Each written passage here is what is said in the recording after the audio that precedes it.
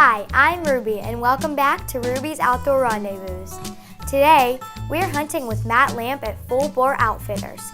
Matt has a lot of big bucks on his land and hopefully we could see a big one, like these, on my Ohio youth hunt. Stay tuned for more deer hunting action.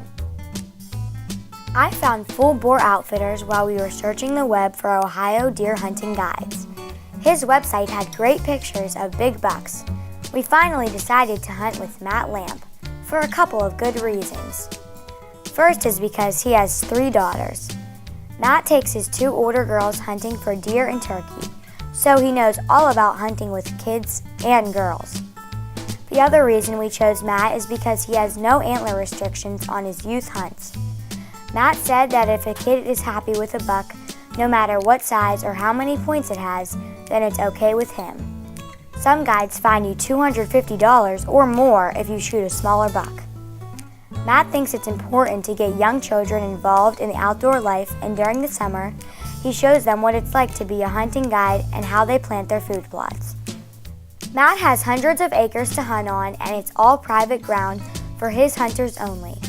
His Full Bore Outfitters is located between Columbus and Akron, and it's mostly farm country. He uses a bunch of trail cameras to keep track of the buck's movements and to see which ones are the biggest. Matt has many photos of bucks with the blind in the background. At times, he has trouble deciding which stand to hunt from. Many of these bucks are still roaming around right now. Matt's hunters have taken some really huge bucks over these past few years. Some bucks were shot during the archery seasons and plenty more in the firearm season. A couple of the ladies have shot big bucks here, and some with archery gear. These 3 girls all got their deer on the youth hunt a couple years ago.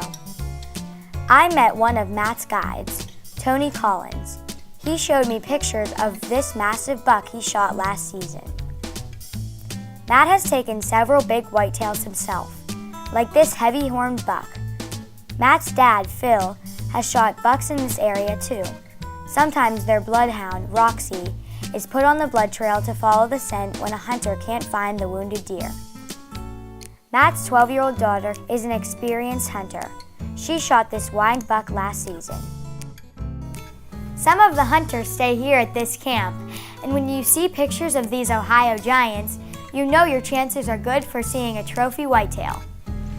I had a tough time sleeping the first night in camp because the rain was pounding on the roof of the lodge. It was still pouring as we walked to our blind. After an hour in the blind, the rain slowed down a little, but no deer were moving.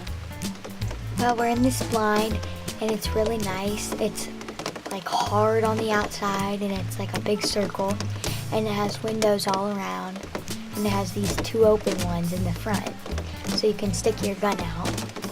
And it's in a really nice spot.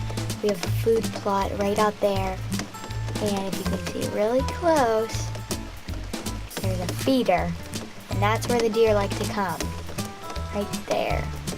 So we're hoping we see something. I was carefully watching the whole area through the windows, and I kept aiming my rifle across the field. I saw a fox squirrel sitting in a tree. Then another squirrel hopped across the food plot. At that distance, it would have been a good shot if it were a buck.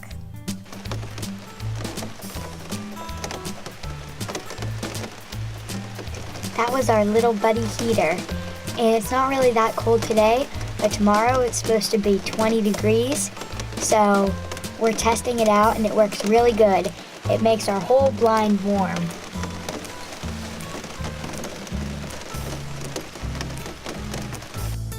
A big old gobbler entered the field and scratched around for some seeds.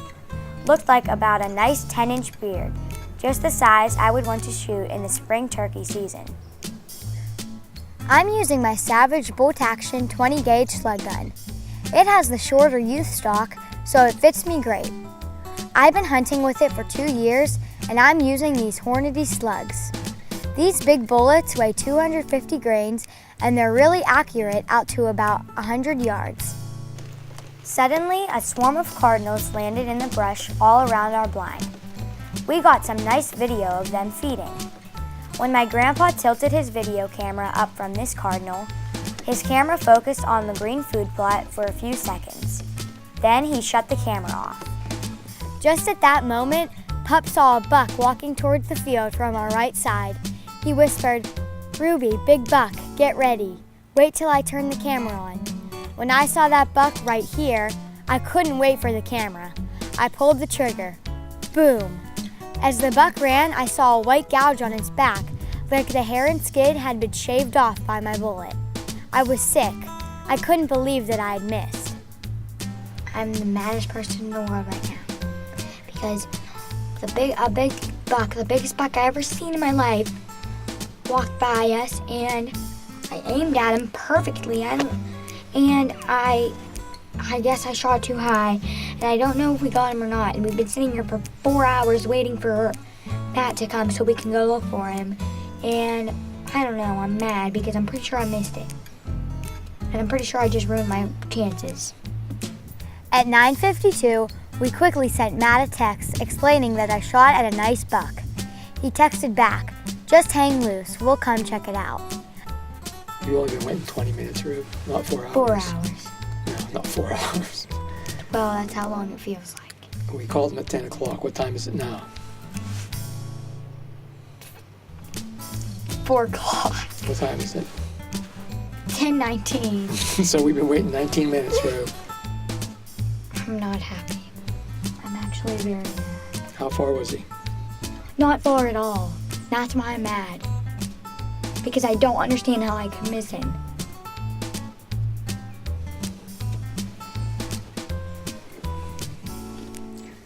It seemed like it took them forever to get here.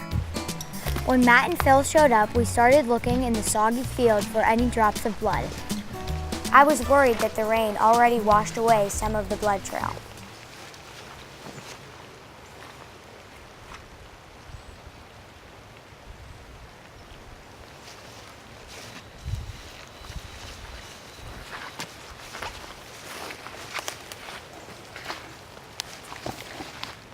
Gut maybe? What do you think, Dan?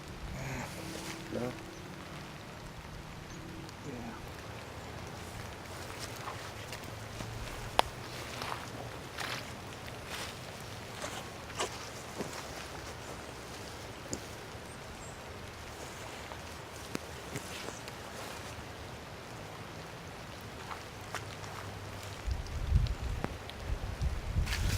There's a piece on that leaf too. I think we're going the right way.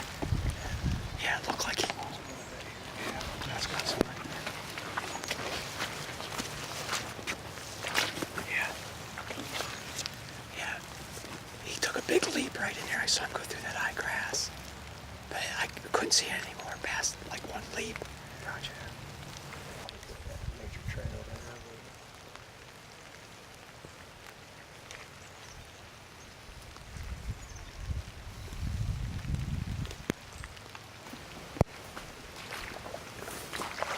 The water was ankle deep in the brush, and some spots even deeper.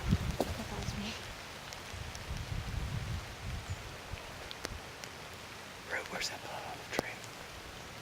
Where's that tree?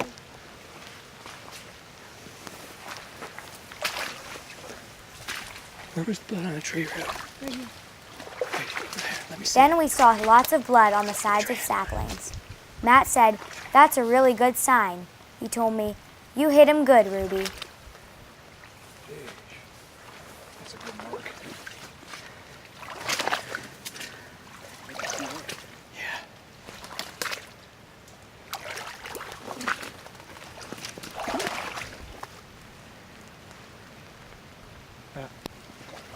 Another big red straight ahead there. You know, I thought I saw blood on that little stump there.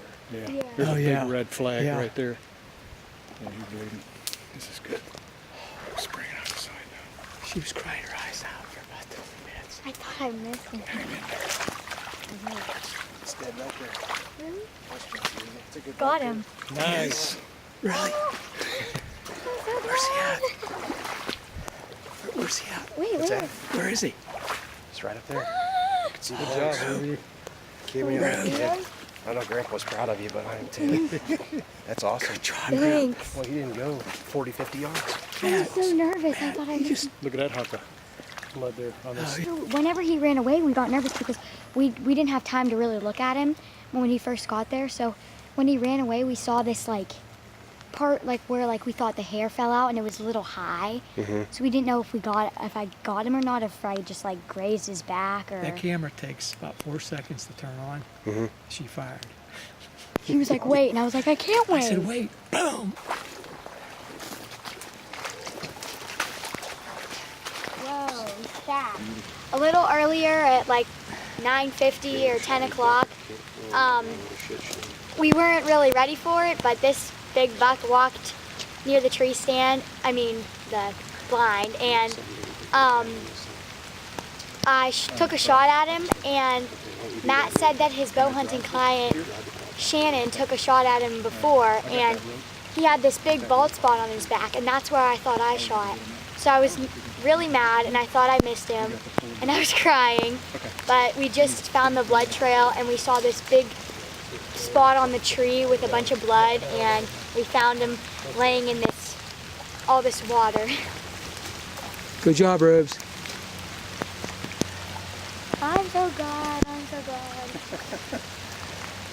Phil walked back to the truck to get the quad so they could load up my buck. He's dragging it in my quad. They tied it to the front. It was hard to get back there. It was really muddy, but they got it.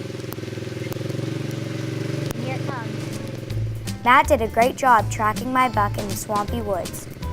That took a while, but finally Matt came out of the swamp with my buck tied to the front. Phil and I got on the quad and we took off for the truck. That was the best quad ride I ever had. I couldn't wait to get to camp to show my buck to the other hunters. Back at the lodge, I took a bunch of photos of my buck, some while it was still in the truck, and some with just my rifle and my buck's antlers. Then, a few of me and our guide Phil. And of course, a nice shot of me and my grandpa.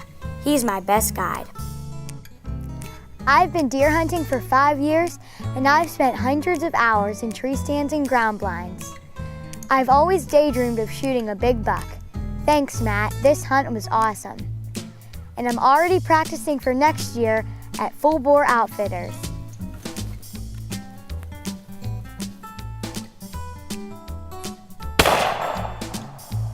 And remember, at Ruby's Outdoor Rendezvous, we are on target for all seasons.